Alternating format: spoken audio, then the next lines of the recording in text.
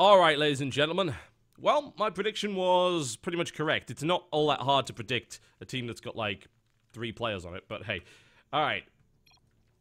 We are going to be going to this game right here, and it will be Vortex. Yep, he is being brought on the field to try and handle the monster that is Hyun, who is just wrecking everybody. So this is Zanmoto, aka Vortex. Vortex, the brother of Lucifron. He is in the yellow trunks, and he is playing Zerg to the northwest here on Belshir Vestige, I believe. Yeah, Belshir Vestige. Not, in fact, Ohana, as I claimed at one point. I'm a bit of a dumbass sometimes. Versus his opponent, Quantic Hyun, who has already said, alright, enough nonsense, thank you very much. Dealt with Lucifron's Biomine build very well in a fantastic game. Heroics coming out from Hyun, and then just slap down Soke's 2-base 8K all in. And now it's a ZVZ. This, I feel, is pretty much the best chance that they've got of getting him off the field. Game paused. Just needs a quick pause by the looks of it. A ZVZ, yeah, you can take a map from Hyun in a ZVZ. Like, and since they only need to take one map, yeah, they could very well win this. So that's a possibility. If this doesn't happen, then it leaves very limited options for the guys over at Karont3. They have one more player they can use. I'm just going to quickly head on back here. They have one more player they can use, which is, of course, LOL versus SD, who, you know, we haven't really seen played all that much, and kind of rightfully so, because he doesn't really have a lot of results. He might come out, and there's obviously Vipro as well, but I've actually heard that Vipro is not available to play today. So it may be that they decide not to actually use LOL SDXD, or whatever the hell his name is, and just go straight for a Lucifron Revive, and then a Lucifron Ace. That sounds like the most sensible thing to do. Basically do Hellbats twice in a row and hope it works. That's probably what you need to do there. Alright, we're going to be seeing expansion first here. Hatcheries from both players. That's assuming, of course, that Vortex doesn't kill him right now. I mean, he could. Now, ZVZ right now is in a bit of a state of flux, but it seems to be mostly orientated around the notion of Mutalisk and who actually has the most. You still get those Ling-Baneling wars at the start, but due to the extra power and regeneration of Mutalisks, it seems like more Zerg players are trying to get there. I feel that the metagame might shift as a direct result, because if you're trying desperately to get to Mutalisks and you're defending enough and you're not spending enough gas on Banelings and maybe a Roach Warren if you need it, and the actual Roaches themselves obviously are what cost the gas there, then you could end up in a vulnerable position where Ling-Baneling or Roach kills you before you get to Mutas. If you do get to Mutas early on, however, it's very rewarding, because once you've got the Mutalisk advantage, there's not really a lot the opponent can do. I mean, he could try to go for Infestors, obviously, which is, you know, a reasonable way of handling it, but the problem with that is that you've got this time period where you've got to defend against this harassment, and if you lose too many drones, you end up too far behind, then you can't build enough Infestors to get there. And then everything just falls to pieces. Then you just have this giant Mutalisk ball rolling over you. So we'll see what these guys decide to do. Both these guys, as we said, expanding early on. Both these guys building no Lings early on. I mean, that is so telling. It's crazy. But, I mean, at the end of the day, with the Overlords in position, they can scout the Lings. They can just pure drone and pure Queen. And once the Overlords are out of position, then they can think, alright, do I want to play Ling-Baneling early game? Do I want to get into that kind of micro battle? Or do I want to do something a little bit different? Do I want to go Roach? Baneling Nest coming down for Hyun initially. Speed as well. Now, this could be for anything. I mean, it's actually hidden in the base here, which is indicative that Hyun maybe wants to get aggressive. Whereas this one, this is at the front, which is indicative that Vortex wants to be the defender. It doesn't necessarily mean that, but it is all the real indication you can draw from that. There are just some players that like to build their Baneling Nest in the main base, and some that like to build it at the front as a partial wall-off, and then maybe put down a Spine Crawler like that, Evolution Chambers. So, you know, with the Spine Crawler going down here from Vortex and the frontal Baneling Nest, that indicates to me that the situation we're going to be in is Hyun is going to be the aggressor, and the fact that he's building 14 Zerglings, that kind of reveals that. And it's up to Vortex to defend, and Vortex with a great scout manages to see the Baneling Nest at the back as well. He might even see all the Lings popping out. If he does, then he's... No, there it is. It goes down. But he now knows the aggression is coming his way. So he's got to start building some Lings. He's maybe got to get a Baneling Nest of his own, or he's got to get a Roach Warren. Defending against this without a Baneling Nest or a Roach Warren is very hard. Baneling's now coming up. There we go. He actually has his... What am I talking about? He already has his Baneling nest. He's right there. I'm an idiot. All right, defensive Banelings versus offensive Banelings. Lings try to get the run by here. 3 get into the base here. Hyun looks to try and get the engagement right now. Focus fire didn't happen. Hyun actually gets the Baneling out. Oh, if he got that cancel against those Banelings, that would have been huge, but he didn't. 1 goes off here. More Banelings trying to engage, and warfare has begun. Let's see if Vortex can hold it. Hyun so far has not done a huge amount of damage. 2 workers killed. Hyun actually somehow has the drone lead, if you can believe that. And that is... Well, there's 12 more Lings coming out, so it might be to defend against some counter aggression here from Vortex, but that's probably about it, I would think. Lair coming out for both guys, and we've got lots of gas geysers coming down here. Only 3 for Hyun, though. That's the interesting thing. If he was getting 4 right here, you can almost certainly say he's going Spire, because he needs all that gas. It's almost certain that his opponent is going Spire, considering the amount of gas that's being gathered and the amount of time. So what is Hyun going to do? Hyun is building a Roach Warren. Hyun is building an Evolution Chamber. Hyun, of course, surely knows about the power of the Mutalisk at this stage. I don't know. This is interesting. In comes the aggression right now, which does nothing whatsoever. It's like, Vortex, no, we don't feel like attacking today. That's a bad idea. Hyun holds that without any problems whatsoever. No real damage done on either side. You know, it's incredibly equal right now. And here comes the Spire, as I suspected would come from Vortex. There's a 4th gas being built, though. 16 drones coming out, plus 1 missile, and... Right, he's not going Spire. There's no way. You don't build those upgrades if you're going to go Spire, because obviously it costs too much gas. So how the hell is he going to hold it? I mean, is he going to be using Hydras? Even Hydras die pretty fast to Mutalisks. You've got to be pretty careful with that. If he gets an Infestation Pit, combos it with some Hydras, maybe that works. There's the Hydra Den coming down. I mean, what choice did he have? If he didn't build either Hydras or Infestors, he's just dead straight away. Hyun gets the Scout. Does he see the Spire? He's about to. Spire is right there. He has confirmation. 4 gas Spire, predictable. He knows what he's up against. Now it's up to Vortex to make this work. Vortex takes a 3rd base. And it's up to Hyun to defend it with Hydras. He's going to have upgrades. Is he going to get Hydra? He should really get Hydra range first, considering he's on the defensive. If you get Hydra speed, you're usually going to attack with them.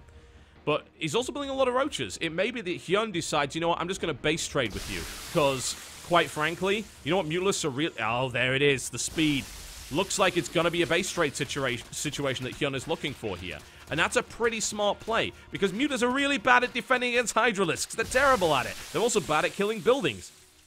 So if he goes for a base trade, this is something that Hyun will probably win. Hyun looking to defend and holds his 3rd base down quite nicely here. 3rd base also being established for Vortex. Vortex looking for the Mutalisk pack. Gets 10 out. Roach Warren coming in. He realizes, I gotta get an Infestation Pit. I gotta get a Roach Warren, Evo Chambers. I gotta defend. Because what happens if Hyun just attacks me with Hydralisk Roach? Which he might. Roach is coming in. And this is great, because this is, you know, it's like, oh no, he's losing Roaches. No, he's delaying the Mutas.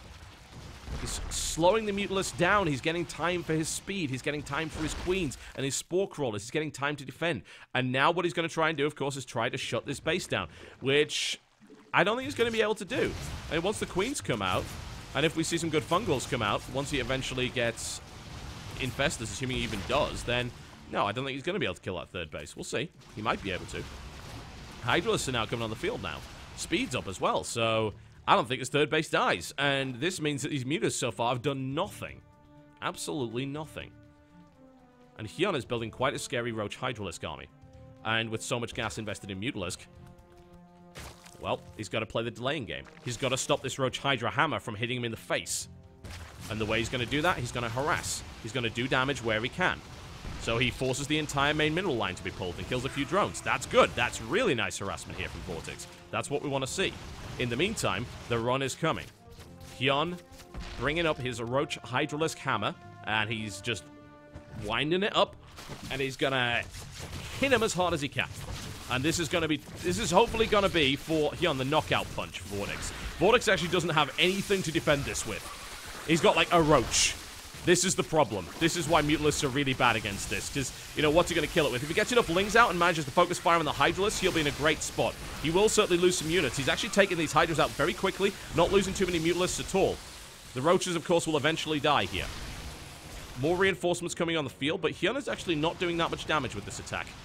And that's pretty damn surprising. The amount of damage that was done by these mutas has kind of equaled things out. An attack on the third base coming in with Hydralisk, got to engage with the roaches, and then come in from the side. Hyun is a little bit slow on the target fire as well, which is not helping him at all. He's actually using damage to kill roaches instead of using damage to kill mutalisks. There are still 7 mutas on the field right now. More Hydras coming out from Hyun. And he's building drones again. So this attack from Hyun has not killed Vortex. He held incredibly well there. Great play from Vortex. And in that kind of position, you could die. You very well could. With that many Hydras, if you gather everything up. I mean, there was supposed to be about 12 plus Hydras on the field. I guess they never made it. Some of them must have been intercepted on the way. Now Hyun's backing off. He's got to get into a defensive position because now the roaches are coming out. Double upgrades here for Vortex. This is looking good. Only a single evolution chamber for Hyun. Rapidly, we could see this upgrade advantage coming in, which would really hurt. Mutalisks now coming onto the field. They eat some of the initial damage. Roaches coming in for the flank right now. Don't know if there's quite enough roaches here, especially not with the Hydras. Nice move to pick the Hydras off pretty much immediately there. We need to see some reinforcements coming in from Vortex. He's gradually petering them in across the map here. But this is still a pretty bad engagement, I feel, for Vortex. He's going to get sandwiched if he's not careful. He's moving in as much as he can. Can he kill something? Can he do anything? I mean, he's indecisive here, actually, as far as I can see. It's like, oh, do I want to focus the Roach Warren? Do I want to try and kill this? Do I want to try and kill that? And the roaches are eventually going to die. Reinforcements have stopped coming for the time being. It's a small amount. This third base is still not dead. And I have to imagine, though, that was the objective of Vortex. Try and kill the third. And he might still be able to do it. He loses a Mutalisk there and immediately realizes, no, this is a bad place to be. And Hyun bringing in the flank as well. This upgrade advantage is slightly in the favor of Vortex. It's going to be hugely in the favor of Vortex once he gets that +2 armor out. That's actually a big deal. +2 armor versus +0 is just massive. Infestor's coming on the field right here for Vortex as well. He is playing a fine example of Zerg versus Zerg here. Alright, Mutalisks are probably not going to be part of this battle anymore, especially not with a Hydralisk down on the way. So they'll be used to harass, pick off Overlords, and just be an annoying little twat. Until that ends up being the case, we're going to be seeing a lot of Infestors. We're going to be seeing Roach Hydralisk coming out, and an upgrade advantage for Vortex. Supply count's pretty equal. Obviously, they're both on 3 bases. It's always good. Spore Crawler gets picked off. Nice one. Always good to see. So those mutas can just be a little bit annoying, and they actually make their way into the base and get immediately shot down by a Hydralisk. Hyun's army starting to get a little bit scary. He's actually slightly smaller, if you could believe it, because there's 18 more roaches on the way. When this +2/+2 kicks in, Grooved Spine coming up. Did we ever get that? Yes, we got Grooved Spine for Hyun. We don't have it for Vortex, and it will make some difference, certainly, but Infestors are in the mix now. And that's not something that Hyun is really prepared for. Nice fungal on the right-hand flank, second one coming in. And here comes the engagement. Vortex trying to punch his way through. He's got to punch through before the Hydras murder him. That's the big test. Can he do it? And he collapses that Hydralisk flank around the side. Nicely done there. The Infestor support proving to be crucial. Shame he didn't get the finish on all of these really badly injured roaches, but that was a nice defense, and that actually puts Vortex significantly ahead now in this game. Vortex is great in ZVZ, man, and Hyun is struggling here. This is his weakest matchup. Here comes the engagement once again. Great concave here by Hyun. Good defense. No, that's not an engagement that Vortex wants to take. He needs to bring his Infestors down. He needs to get more units, and he needs to make use of that upgrade advantage. He has this big window where he has 2-2 versus 2-0 with Infestor support. That is massive. Hyun is adding Burrow into the mix. I like that idea. Something that allows him to, of course, bring his superior micro into play, perhaps. Speed for the Hydras coming out, and we're finally seeing a big surge of Hydralisks coming out for Vortex. Looking to get aggressive. Roaches make their way in. Nice little run by here and there. Picks off a few units. Now moving into the main base as well. Going to kill a Hydralisk here as well, so there's nothing too bad about that. Wants to take down a Queen, and oh, doesn't... Yeah, he's going to get it. There we go. So that Roach run by was great. I mean, that's not a very costly little attack there, but it did damage. And that's always good to see. It's still doing damage. Now it's finally dead. Now there's big Roach force. Infestors and some Hydras coming into the mix here. And still this upgrade advantage. He's got a good window where he's going to have an upgrade advantage for like 3 or 4 minutes. If he hits now before +1 hits, it's going to be even better. And posturing to take out the 4th base. He's got a supply advantage as well. If he makes this engagement work, which he should, and unless he waits or he has a horrible engagement arc, he should be able to deal with this nicely. 4th base, very greedy from Hyun, gets shut down very easily. And now we're going to see this big attack. Can Hyun hold? Hyun needs a great concave. He needs an excellent engagement. And with Infestors in the mix, that's going to be very hard to do. Let's see if he can do it. This could be the killing blow. A little bit of indecisiveness coming in here. Or is he going to hit both? Is he actually going to split his force up? Potentially a smart idea. He's going to go for the surround. He's going to go for the flank on both sides here. Will he have the forces? Where are the Infestors? There we go. Fungal goes off. He backs up just a little bit off creep to try and get a better engagement arc. Trying to smash his way through here. He's not going to be able to do it. Hyun looking to defend, but of course his left flank will collapse here. Interesting move by... Oh, wow. Is he going to try and pull that off? Wow. I don't know. I don't think that was the best idea. Maybe... I saw what he's trying to do. He split his force up. Because, of course, he was going into a choke point with a lot of roaches, so if you have a big roach ball, you can't really engage effectively in a choke point because a lot of your roaches are just hanging around saying, I can't engage anything! I really want to fight! And it just can't happen. So I don't know if that was really good. I mean, it did some damage. Currently, resources lost for Hyun is certainly higher, and I think it may have... It didn't actually force lost mining time at all. Hyun didn't pull off there, but the 4th base is now established for Vortex. But he had that window there where he had that big upgrade advantage, and he didn't kill the 3rd, which is perhaps what he was looking to do. But he is now going Hive, so we could see the Ultralisk transition here. We could have, of course, see Vipers brought into play. Vipers I would really like here, because that really messes with roaches. I mean, think about the amount of roaches in a big ball that don't fire when you don't have a good concave with range 3. Now think about that when you've got reduced range. Yeah, it's pretty bad. Hydras, of course, also become useless. So we may see Viper added onto this composition. We may, of course, see Ultra. You know, Ultra is the kind of standard thing to go here, but we never know. All right, here comes the engagement. It's a big push coming in right here. Hyun doesn't look like he was prepared for this. Hyun's not reacting. Hyun very, very slow on the pickup there, which gives a perfect opportunity for all these Hydras to really get in and do huge amounts of damage. Lots of fungal growth coming down here as well. These Hydralisks are doing work right now. Hyun is taking significant damage, falling in supply heavily, and Hyun just was almost asleep at the wheel here. Hyun looking for a run by on the 4th base to try and do damage here, but that's it, GG, and Vortex takes him out in a 5-2 convincing victory for Karont3 Esports Club, and that is the 2nd victory they've had in this particular tournament as well. Oh man, Hyun with a slip up there in my opinion. He was slow to react. He allowed Vortex to get into a good position, and Vortex was still ahead, don't get me wrong. It would have been a difficult defense, but it's made way more difficult by allowing Vortex to get into a good position on your ramp instead of being ready with a concave to engage. Crucial play there by Vortex. He comes out as the Zerg versus Zerg sniper here for Karont3 Esports Club, and Hyun falls for the 3rd time, being the only player to have actually put any on the board here for Quantic. Luciferon and Vortex. Duran once again doing work for Karont3 Esports Club. Always outnumbered, but never outgunned, eh? I can definitely relate to that. There you go, folks. What an exceptional performance there for Karont3 Esports Club, and some disappointing play from Quantic, a reborn, strong, mostly Korean team. Hyun opens up and was quickly crushed by Luciferon, and then Luciferon proceeds to eat all of the other Terrans on Quantic. A revive is used by Hyun, another defeat, and Ace is used on Hyun.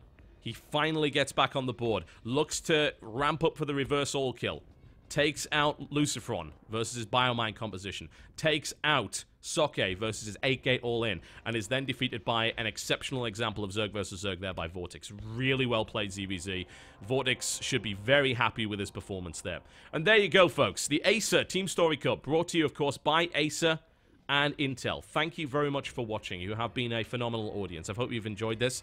If you missed anything, it will be going up on VODs on my channel over the next few days. That's youtube.com/TotalBiscuit. Big thanks to the sponsors that make esports happen.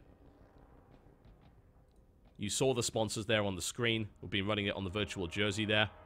The guys that sponsored this tournament, Acer and Intel, making all of this happen. And the guys currently sponsoring Quantic. That being Twitch TV, DB Vision, Alienware, NOS, Scuff Gaming, Twitch and Ava Media. And then the guys sponsoring Karont3. Gamers Uniforms, Ozone Gaming, Versus Gamers, Twitch TV. Very, very cool. That was a very fun match. I enjoyed watching that. I enjoyed casting that immensely. It's pretty damn good. Alright, folks, thank you very much for watching. And the next match that I will be casting, let me just bring this up for you. I will tell you exactly what's happening and when. So I will be casting the next series in the Acer Teamstory Cup, which will be Millennium versus MVP, which will be on April the 8th. So that is, let's see, Monday. It's going to be a little bit earlier in the day. That's going to suck for me. God, I'm going to have to get up seriously early for that, but I will do it for esports and all that good stuff. Millennium versus MVP, that will be happening at 1400 CET. Okay? Now, if you want to know time zones, that would be 1 o'clock in the afternoon in Britain. That would be 8 o'clock in the morning on the east coast of the US. That would be 5 o'clock in the morning on the west coast of the US. And if you're looking for Eastern European time, that would be 3 o'clock in the afternoon. Just bear in mind daylight savings time and all that crazy stuff. Really hard to keep track of. But congratulations once again to Karont3 Esports Club. And that puts them in a great position. I think that puts them actually... they were already looking pretty good. I think that puts them top of the table. Yeah, it does. Because they have a massive map score. They were on 5-2 prior to this particular match. They are now on 10-4. That puts them ahead of Mouse Sports, which is currently on 2 Series 1-0 with 10-8. So superior map score there. So that will be Karont3 Esports Club, followed by Mouse Sports, followed by MVP. Although with the games against Millennium, MVP does have a good opportunity to tie for first place, or maybe even all kill and go all the way through. Followed by Team Liquid, Root Gaming, Axiom, Quantic Gaming, Millennium, and Team Acer. Quantic take another heavy loss, which puts them actually... it's not... they're joint bottom with Team Acer right now. Because that puts them on 10 maps lost and 6 maps won, which is exactly the same as Team A, so that's -4 map score. That's pretty bad. Still plenty to play for, of course, in the group stages of the Acer Teamstory Cup. Thank you very much for watching, folks, and I will see you next time.